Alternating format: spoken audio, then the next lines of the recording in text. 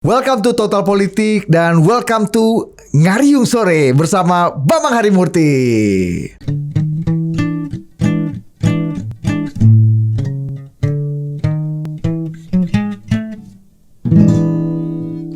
Ngaso Ngariung Sore. Oke, BHM, apa kabar BHM?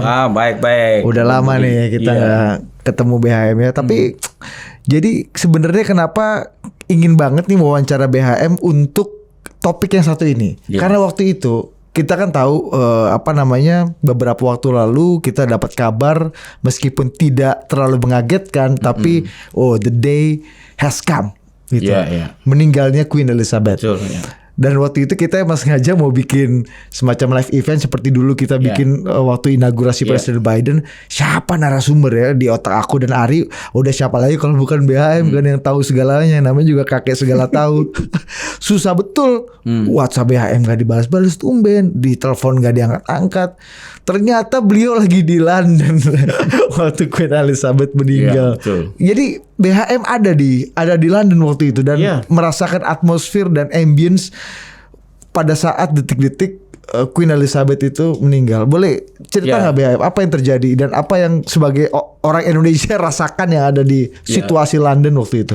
Iya, saya waktu itu kebetulan lagi di London. Memang waktu itu kan sudah mulai koma ya Queen waktu saya tiba itu. Kebetulan kami serombongan ke BBC. Mereka juga udah menceritakan, kita juga udah siap-siap kalau Queen meninggal apa yang akan dilakukan. Jadi itu semua, dan tentu bukan hanya BBC, saya kira semua jajaran yang berkepentingan tuh sudah punya rencana kalau Queen meninggal. Bahkan sudah ada nama operasinya pun sudah ada gitu ya. Nah kemudian kalau nggak salah namanya Operation London Bridge ya Pak. Ya kalau nggak salah itu London Bridge, betul sekali. Dan waktu itu saya kebetulan sedang nganter seorang teman yang harus beli sepatu karena sepatunya basah. Beli sepatu, pas lagi di dalam rekan saya yaitu Bung Kemal Gani, pemretnya majalah SWA, lihat HP-nya, dia bilang, wah Queen udah meninggal. Nah, saya terus naluri wartawan saya muncul kan, wah ini pasti berita ini akan segera diketahui semua orang. Jadi saya perhatiin di toko itu, tapi saya kecewa ya kok nggak ada perubahan gitu. Jadi saya bilang sama jadi Mas seperti Kemal, biasa seperti aja biasa gitu. Ya saya bilang oke deh kalau gitu saya turun keluar dari toko, lihat itu kan di Oxford Street ya, semacam jantungnya kota London. Saya lihat ya memang nggak ada apa-apa. Jadi saya pikir waduh, kali mah harus tunggu dulu, mungkin perlu momentum lah ya antara berita sampai. Padahal kalau kita lihat di WhatsApp, di media sosial mana udah riuh itu kan. Betul. Riuh sekali. Tapi saya seperti ada di dua realita nih. Realita sosial media dan pemberitaan yang wah udah heboh. Dan kota London sendiri yang kelihatannya hampir tidak ada perubahan. Akhirnya karena kami pengen nonton, waktu itu ada musikal ya yang terkenal namanya Book of Mormon. Kita coba beli tiket, nggak kebagian. Akhirnya ya udah sebelahnya ada Moulin Rouge. Itu klasik juga tuh ya. Klasik yang lebih turistik ya. Ya udahlah daripada nggak bisa nontonnya, kita nonton itu. Kalau di Singapura tuh ada Lion King. Udah, kita nonton. Ya biasa juga nonton, tapi kan biasa nonton ada jeda untuk beli champagne gitu ya. Waktu jeda ya udah, pas mau mulai lagi baru diumumin. Kita diminta mengheningkan cipta 2 menit. Ya udah, kita semua mengheningkan cipta. Saya dalam hati udah mikir, waduh, dalam suasana duka nih jangan-jangan kita disuruh pulang ya kan. Ternyata begitu selesai mengheningkan cipta, diumumkan lagi sesuai dengan pesan dari Istana Buckingham, the show must go on. Wah, jadi dia rupanya ratu dan ya itu tadi Operation London Bridge ini sudah jalan ya, mengatakan bahwa the show must go on. Ya udah, kita menonton lagi. Nah, kemudian besok pagi-paginya tentu kami ke Istana Buckingham. Sebelum ke sana kan kita lihat BBC, wah pokoknya kalau di ruang media udahlah suasana mencekam kesedihan yang besar ini. Duka yang mendalam ya. Di media medsos juga demikian. Begitu datang kok suasananya lebih di sana mungkin lebih kayak suasana turis gitu loh. Orang selfie-selfian terus bawa anak, bawa apa. Mungkin juga karena memang Buckingham Palace sudah mengatakan tidak boleh bawa bunga ya. Itu mungkin mengubah. Kan biasanya orang kalau ingat nggak waktu Lady Di? Waktu Itu kan Lady Di itu, pagar-pagar iya, di sana kan penuh dengan orang bawa-bawa bunga ya. Iya, itu Rawa Belong mungkin mengekspor bunga juga pada waktu itu. Iya. Tapi ini saking banyaknya permintaan. rupanya polisi begitu lihat orang bawa bunga udah diarahkan ke tempat lain. Walaupun ada juga sih yang nakal-nakal lolos ada bunga sedikit. Oh, jadi SOP-nya untuk orang yang ingin berduka atau menyatakan duka citanya di Istana Buckingham itu tidak boleh bawa bunga ya, BHM? Nggak boleh. Jadi mereka pengalaman waktu itu bunganya jadi sampah di situ ya banyaknya. Diarahkan ke satu tempat yang lain gitu. Walaupun ya kita lihatlah begitu sampai ke sana semua polisi apa segala udah berjaga-jaga, lalu juga pasukan kerajaan sudah mulai gelar apa ya namanya berlatih lah. Jadi orang datang ke sana lebih untuk menonton gitu loh. Bawa kamera, bawa itu. Kalau wartawan sih wah udah banyak banget lah. Iya. Dan Analisa apa wawancara ada apa namanya ini ya apa kira-kira prosesinya akan seperti apa gitu. Dan kita bisa ngelihat itu para wartawan terutama yang pakai yang kamera ya video ya. Dia cari penonton yang kelihatan sedih, nggak cari yang turis-turis yang mayoritas, tapi justru menurut saya yang minoritas yang kelihatan sedih, berduka, itu dikejar, diwawancara dan sebagainya. Sehingga memang harus kita akui ya, saya merasa pada saat itu merasa betul-betul ada dua realitas yang sangat berbeda. Kalau kita nggak ada di situ, kita punya bayangan yang sangat berbeda sekali dengan kalau kita ada di situ gitu loh. Oh, nice. Ya itulah mungkin powernya daripada kamera itu kan bisa hanya mengambil satu titik aja ya. Seolah-olah itu merepresentikan realitas ke semuanya ya. Kamera itu tidak kena seperti sampling. Kalau sampling kan random sampling ada aturannya. Enggak, dia betul-betul memang ditujukan. Kayaknya sudah diambil sikap kita harus berduka. Kayaknya semua newsroom di seluruh dunia nih sepertinya. Code of conduct-nya yang gitu benar sekarang adalah kita berduka dan karena itu semua peliputan diarahkan untuk menunjang bahwa memang kita harus berduka dan memang kita patutlah berduka. Ini kan kepala negara berapa? 54 negara kalau nggak salah ya, Commonwealth. Dan seorang tokoh yang wajar lah kita hormati. Setidaknya ada pada usia 96 ya. Iya. Itu sudah memimpin lebih dari 50 tahun. 70 tahun kalau tidak salah persisnya ya. Persisnya 70 tahun. Ya saya kira mungkin kepala negara terpanjang ya masanya di dunia. Bukan kepala pemerintahan ya, kepala negara kita bedakan. Ya meskipun jadi simbol tapi tetap saja dia berkuasa di atas banyak negara Commonwealth dan menjadi simbol banyak negara Commonwealth juga sebagai pemersatu Inggris di dunia. Dan juga saya kira dia simbol terakhir Pax Britannica ya. Jadi simbol terakhir ketika Inggris menguasai dunia pada era Pax Britannica. Ya itu kan sisa-sisanya tinggal itu tadi Commonwealth itu. Dia masih menjadi kepala negaranya Australia, New Zealand, dan kepala negara 50 sekian lainnya. Gitu. Nah itu kan nggak ada lagi raja yang bisa mengklaim seperti itu. Dan itu juga menimbulkan pertanyaan, apakah kalau bukan Queen Elizabeth lagi, negara-negara seperti Australia, New Zealand akan tetap mempertahankan raja atau ratu Inggris sebagai kepala negaranya atau akan menjadi republik. Iya. Karena reformasi di antara negara Commonwealth itu kan juga meskipun waktu itu Queen Elizabeth masih cukup muda, masih sehat, itu kan juga gerakan-gerakan untuk anti monarki itu kan juga kuat, juga sudah ada kan BHM ya. Sudah, bahkan di Australia kan sempat ada referendum walaupun masih menang yang pro monarki ya. Oke, ini kembali ke sebelum kita nanti masuk ke substansi bagaimana monarki harus bertahan juga gitu di zaman yang semakin modern, apalagi sekarang rajanya King Charles ketiga ini kan tentu saja bukan lurus-lurus aja, dia punya banyak portofolio yang juga sangat kontroversial. Itu nanti akan kita bahas di sesi berikutnya. Tapi yang menarik, BHM ini kan hadir di lokasi dan di lokasi-lokasi tempat warga berkerumun atau berkumpul untuk menyatakan dukanya, ternyata hanya minoritas saja yang memang berduka, menangis segala macam. Sisanya ya layaknya turis pada umumnya ingin melihat dan menjadikan itu tempat sebagai objek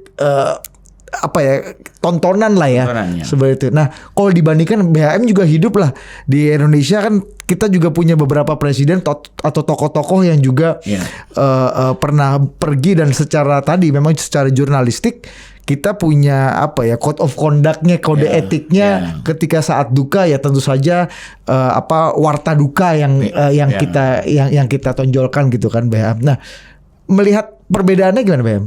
Pak Harto, Gus Dur kan, kita lihat Pak Habibie. Saya kira kita lihat juga ya, simbol negara itu kan sesuatu yang sebetulnya kalau Noam Chomsky bilangnya manufactured ya, dibuat ya.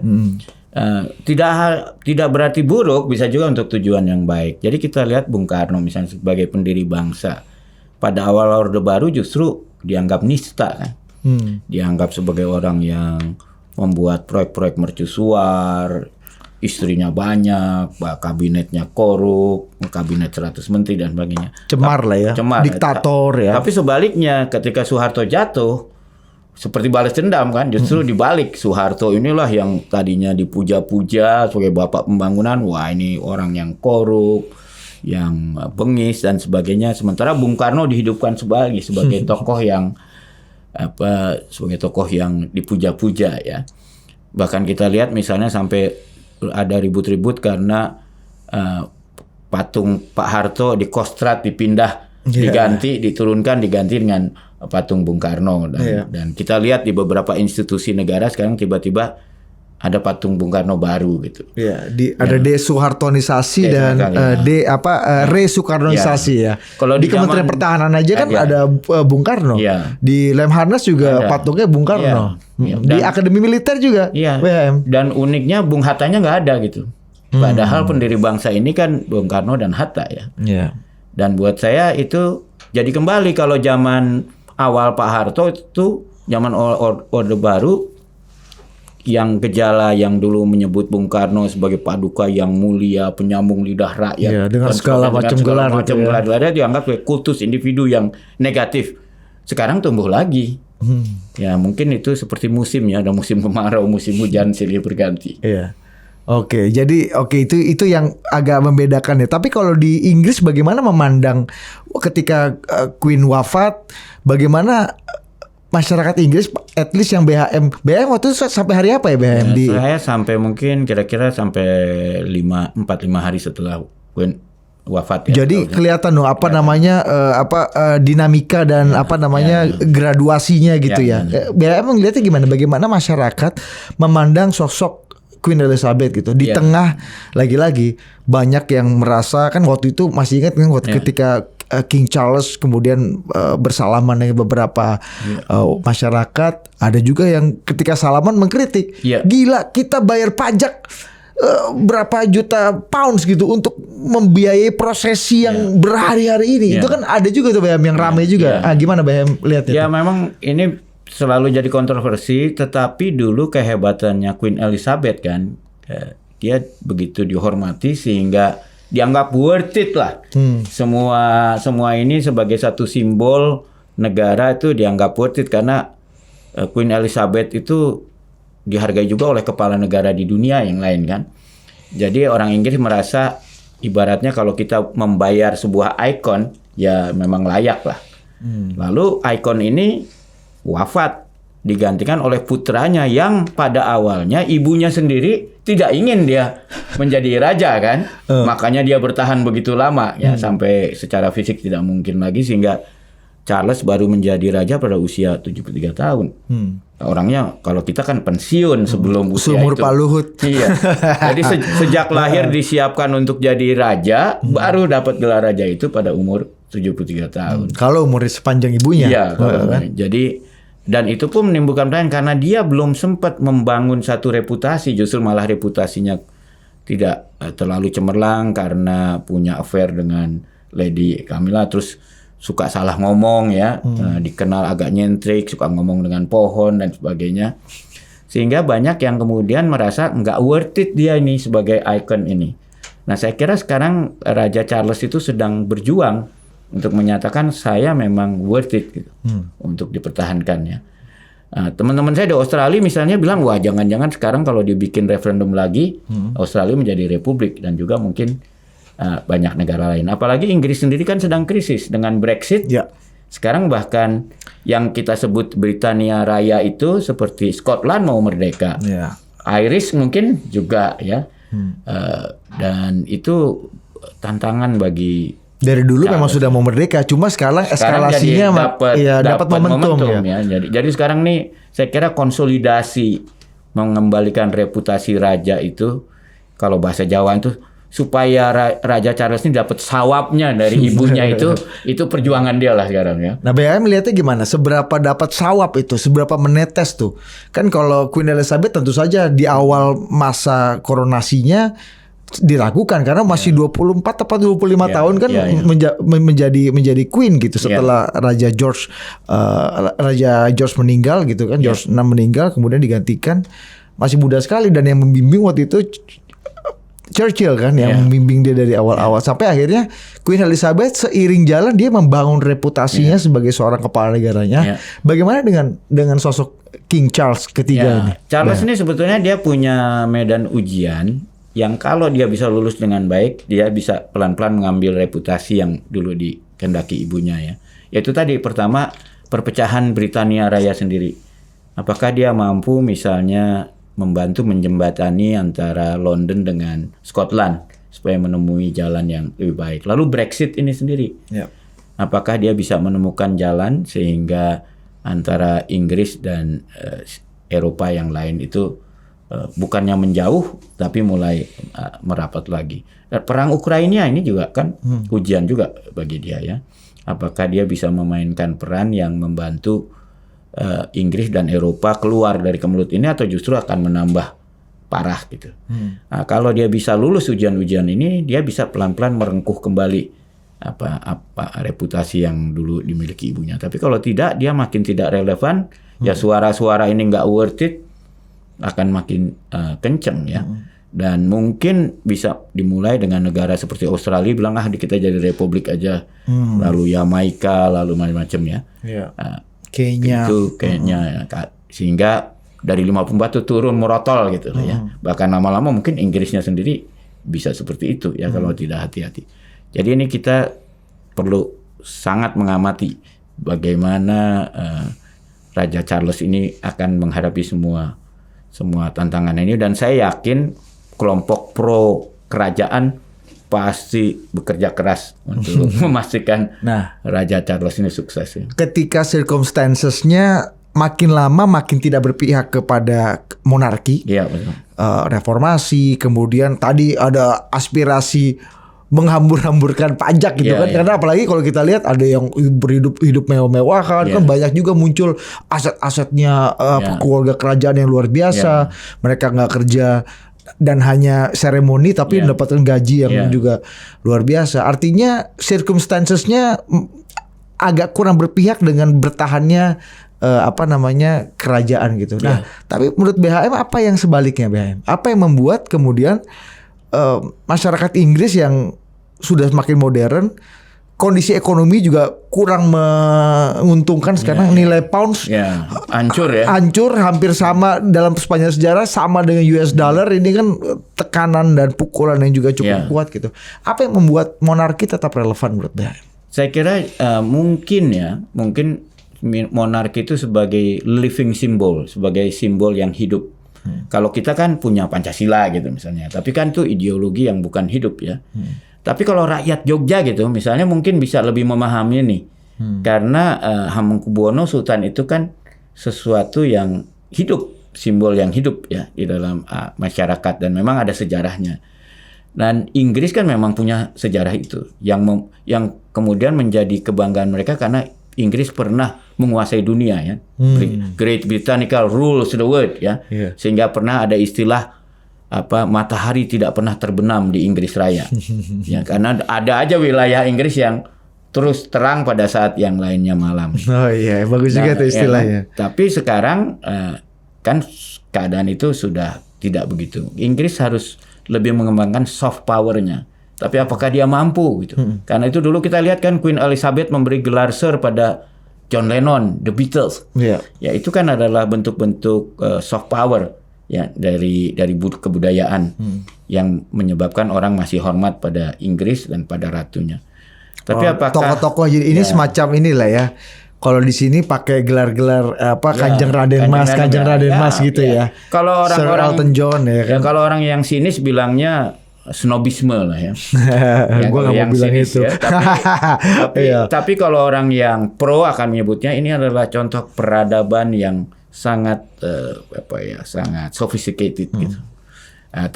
Tergantung kita berada di posisi mana sudut pandangnya dan sejauh mana kedua sudut pandang ini mampu mempengaruhi masyarakat yang banyak gitu. Dan itu tentu sangat ditentukan oleh perilaku Raja Charles sendiri. Apakah dia menjadi orang yang patut diteladani atau justru sebaliknya.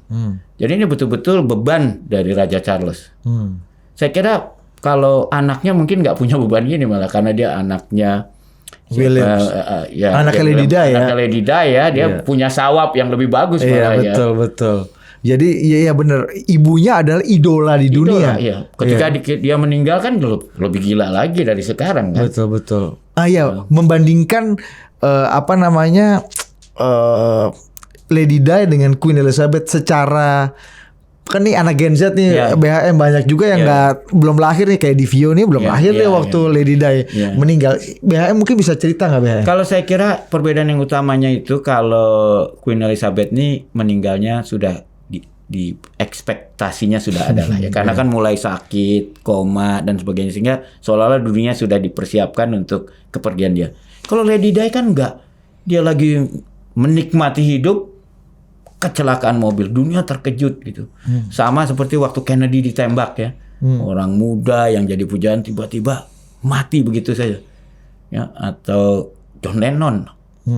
Ya, kematian yang tiba-tiba itu tentu reaksinya jauh lebih besar ya.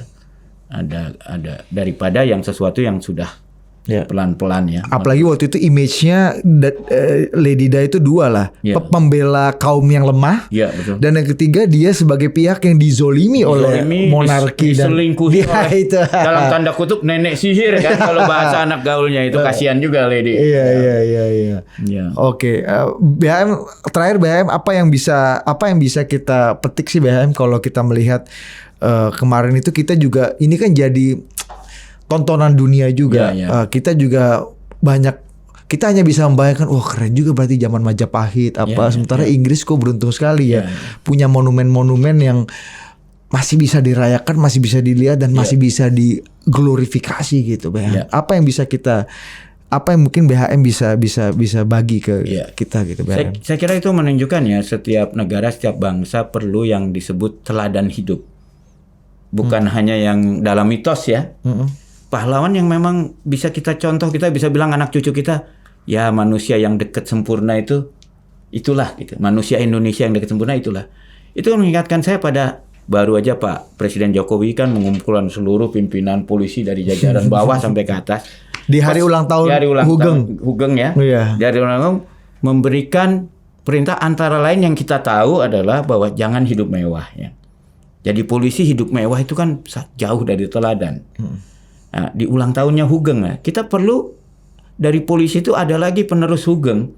Seorang polisi yang betul-betul cara hidupnya itu seperti yang diomongkan bahwa dia adalah mengabdi, bahwa dia tidak tertarik untuk kaya raya, hidup dengan dia bangga dengan kesederhanaannya tapi dia lurus sebagai aparat penegak hukum. Jadi kita memang perlu di polisi itu kalau menurut saya Hugeng yang baru yang hidup ya di mana-mana, di tentara, di partai politik, di mana kita perlu satu simbol yang hidup yang mengatakan kira-kira kalau yang orang yang dekat ideal tuh seperti apa gitu, yang bisa jadi contoh anak cucu kita kalau kita bilang gitu. Nah, kalau Queen ini mendekati perfect seperti itu kan, dia orang yang menjaga demokrasi ya, tidak mencampuri tapi dia memegang moral ya, secara moral. Anaknya sendiri kan dimarahin karena dianggap kalau tidak benar ya. Dan Bahkan dia berani menghukum salah satu anaknya lagi, dicabut semua hak-hak kerajaannya Prince karena Andrew, ya? terlibat dalam transaksi perempuan ya, Betul. perdagangan perempuan, dicabut semua hak-haknya. Itu kan memberi teladan. Bayangkan anaknya sendiri loh, dicabut dari semua hak-hak kerajaan karena dianggap sudah melanggar nilai-nilai. Ini belum melanggar hukum nih, baru melanggar etik dan nilai-nilai. Nah itu menunjukkan pada orang Inggris ada loh keluarga yang menjaga nilai-nilai, menjaga etika, ya apalagi melanggar hukum, baru melanggar nilai, melanggar etika, kena sanksinya. Nah di kita ada nggak pemimpin yang berani gitu? Di kita kan malah ada, maaf ya kalau kita lihat Kepala Staf TNI AD anaknya tidak diterima di Angkatan Darat, marah, berantem sama ya kita juga nggak tahu. Oh kabarnya gitu ya? Kenapa gitu? Agak itu ya? Apakah panas ya? Tidak diterimanya itu karena memang by merit atau justru memang sentimen, kita nggak tahu gitu. Tapi itu juga nggak diselesaikan. Pada akhirnya keterima, tapi itu juga nggak diselesaikan ya. Sehingga kita nggak jelas apakah itu karena intervensi bapaknya, kasihan anaknya juga sebetulnya kan. Ya, harusnya kan nggak peduli dia anaknya siapa, kalau mau memenuhi syarat harus diterima. Kalau nggak memenuhi syarat, ya nggak diterima gitu. Ya. Dan tapi ini kan sebagai contoh bahwa kita sangat memerlukan. Saya nggak kebayang lah kalau itu anaknya Jenderal Sudirman gitu. Pasti Jenderal Sudirmannya reaksinya lain. Ya. Mungkin dia lebih reaksinya ya udah kalau anak saya aja dianggap nggak memenuhi syarat, saya juga mundur aja lah, saya gagal sebagai bapak misalnya gitu kan. Padahal bisa kasih memo atau KTP dengan gampang. Jadi inilah kita perlu contoh ya yang dimana punya living symbol, simbol hidup yang bisa jadi contoh kita semua. Gitu. Masih buat BHM sendiri masih relevan nggak monarki? Kalau saya lihat ya, kalau misalnya kita punya raja yang memang living seperti itu pasti bagus, terutama di era populisme ini kan. Kita lihat Amerika bisa milih presiden kayak Trump gitu, yang kelakuannya kan jauh dari etika ya. Kita lihat di Brazil Bolsonaro yang kelakuan seperti, kita lihat sekarang orang-orang yang menurut ukuran kita zaman dulu ini nggak layak jadi presiden, kelakuan perilakunya itu melanggar segala macam etika dan sebagainya, kok bisa dipilih jadi presiden ya. Nah saya kira perlu lah bahwa kita tuh bangsa yang beradab dan maunya makin lama peradabannya makin tinggi, bukan makin hancur. Masalahnya nggak semua raja atau penerus raja tuh punya kualifikasi yang sama dengan orang yang dia terusi. Yang paling dekat itu Thailand misalnya kan, betul. Ya, Raja Phumipon kan saya nggak mau bilang hancur, tapi at least banyak orang yang menyayangkan bagaimana kualitas raja yang baru kan. Dan karena itu sekarang kita lihat di Thailand, walaupun itu berisiko besar masuk penjara karena dianggap menghina raja, sekarang mulai berani orang-orang anak-anak muda Thailand melakukan protes-protes minta supaya Thailand berubah menjadi republik. Ya, itu karena mereka tidak lagi merasa manfaat punya raja seperti ayahnya dulu. Ayahnya kan sangat dihormati ya. Itu adalah kira-kira Raja Bhumibol ya.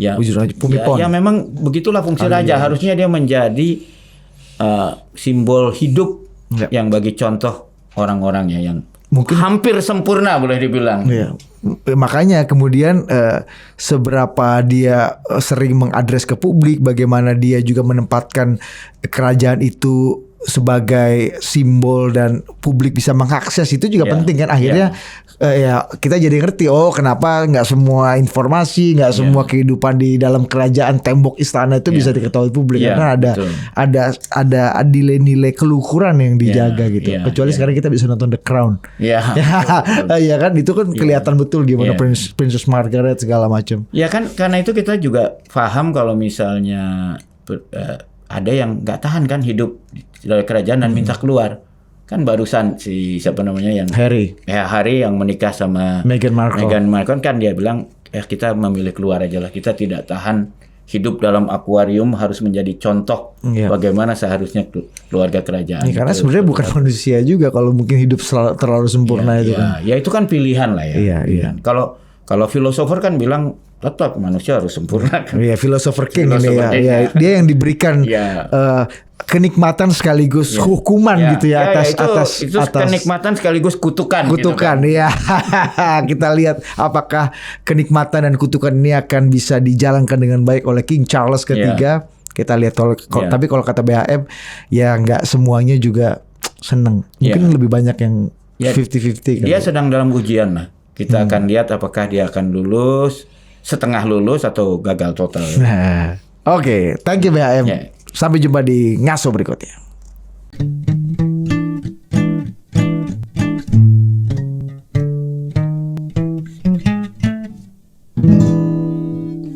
Ngaso ngariung sore.